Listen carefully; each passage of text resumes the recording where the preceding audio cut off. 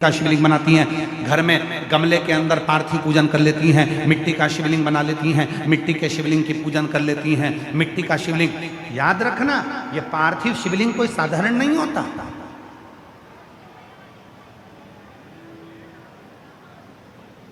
पंद्रह दिन हो गए, दुकान नहीं चल रही है, व्यापार नहीं चल रहा, कष्ट हो रहा है, घर में 1 रुपया नहीं आ रहा। प्रैक्टिकल करना, कहीं सीओर वाला महाराज झूठ बोलकर तो नहीं जा रहा, प्रैक्टिकल कर कर देखो। और बिना प्रैक्टिकल के रहना मत। ये दुनिया के लोगों ने सबने प्रैक्टिकल करा। 15 दिन हो गए, व्यापार नहीं चल रहा, घर में कष्ट है, पैसे की आवक नहीं हो रही, कोई टेंशन सामने आकर खड़ा हो गया।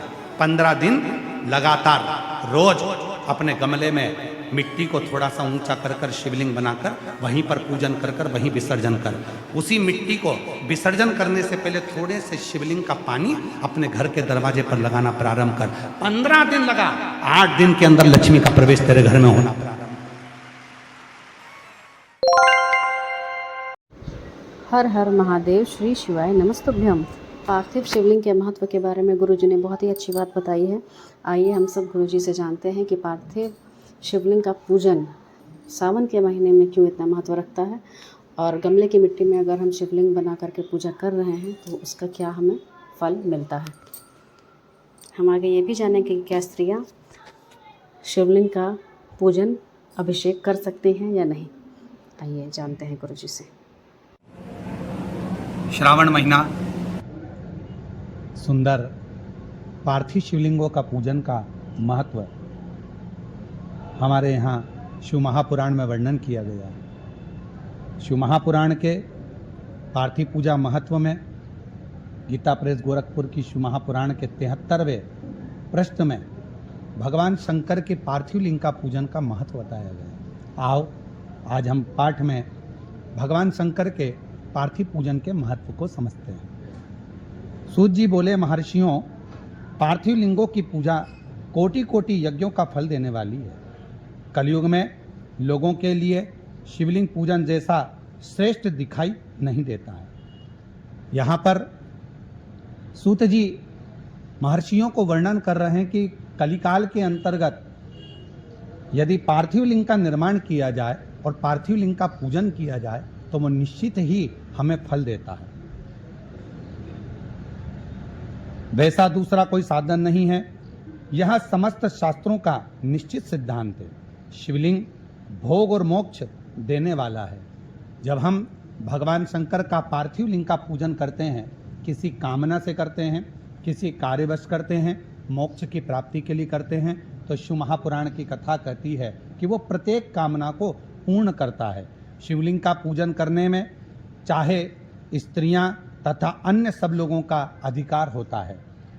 हम ज़्यादातर लोग कहते हैं कि स्त्रियां शिवलिंग का पूजन नहीं कर सकती या भगवान शंकर का अभिषेक पूजन नहीं कर सकती, पर यहाँ पर स्वयं सूत जी बोल रहे हैं कि शिवलिंग का पूजन करने में स्त्रियों का तथा अन्य सब लोगों का अधिकार है।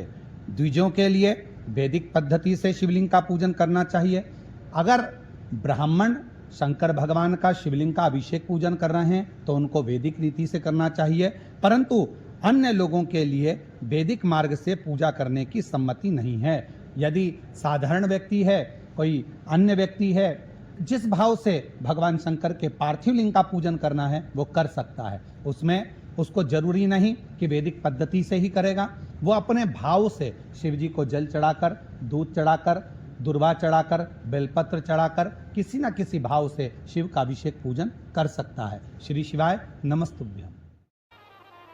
एक बड़ा सुंदर संवाद हमारे यहाँ पार्थिव शिवलिंग का त्रेता का आता है कि भगवान देवादिदेव महादेव के पूजन के लिए भगवान राम जी महाराज ने समुद्र के तट पर बैठकर एक बालू रेत का शिवलिंग का निर्माण किया और बालू रेत के शिवलिंग का निर्माण करा और उसका जो पूजन का क्रम प्रारंभ किया।